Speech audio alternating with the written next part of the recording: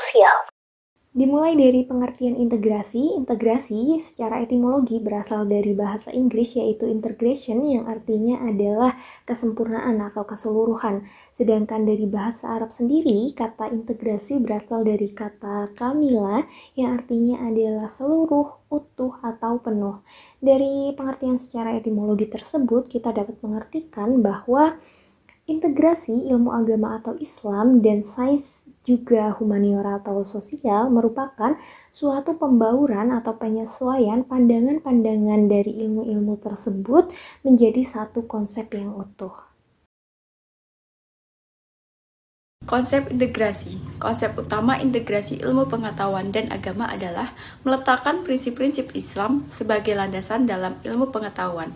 Hal tersebut menjadi bukti bahwa ilmu agama dan ilmu umum atau pengetahuan tidak dapat dipisahkan. Mereka saling melengkapi sejak dahulu. Dalil yang mengharuskan umat muslim untuk menuntut ilmu. Surah Al-Alaq ayat 1-5. A'udzu billahi minasyaitonir rajim. Bismillahirrahmanirrahim. Iqra' bismi rabbikal ladzi khalaq. Khalaqal insana min 'alaq. Iqra' wa rabbukal akram. Alladzi 'allama bil qalam. 'allamal insana ma lam ya'lam. Ada juga hadis Rasulullah SAW dari Anas bin Malik. Rasulullah SAW bersabda, "Man kharaja fi talabil ilmi kana fi sabilillahi hatta yarji'a." Barang siapa yang keluar untuk menuntut ilmu, maka dia di jalan Allah hingga ia kembali. Pengetahuan memiliki banyak arti, sehingga banyaknya pemikir berupaya menyelidiki dan mengembangkan inovasi-inovasi demi memenuhi kebutuhan manusia. Nalar ilmu pengetahuan tersebut berkembang karena adanya tradisi ilmiah sampai riset yang menyebabkan awal mulanya nalar ilmu pengetahuan tersebut pada tahapan mistis berkembang menjadi tahapan suprarasional. Analisis historis pemisah ilmu agama dan ilmu pengetahuan di era pertengahan. Yang pertama, umat Islam kurang mempedulikan budaya ilmiah atau sains. Yang kedua, ulama tidak tertarik bidang ilmu alam, sosial, atau filsafat. Selanjutnya, beberapa kelemahan tradisi ilmiah di kalangan muslim. 1. Logosentrisme tekstualis.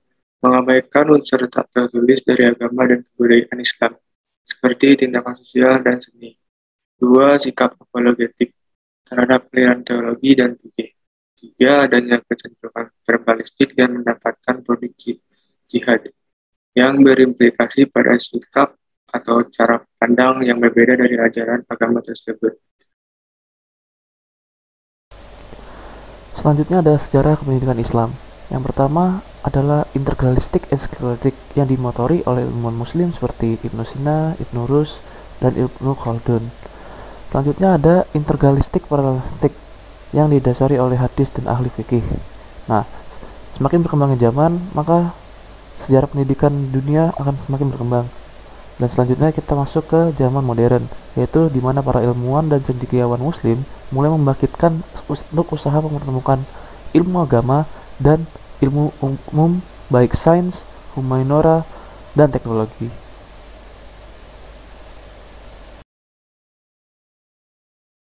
Berikutnya, terdapat 3 model dalam pengembangan Islam.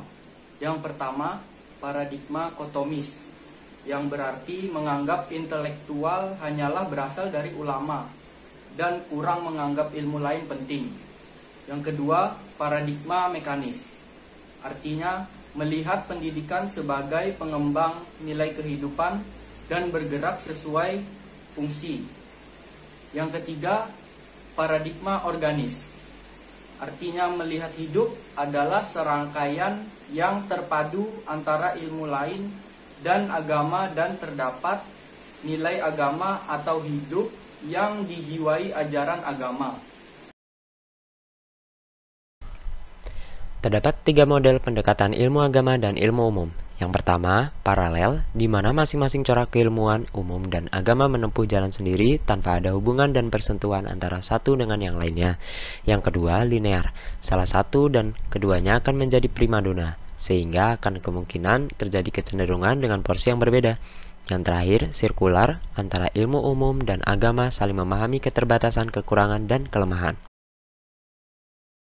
Ya, yang terakhir saya akan membahas tentang kesimpulan dari kelompok saya ini.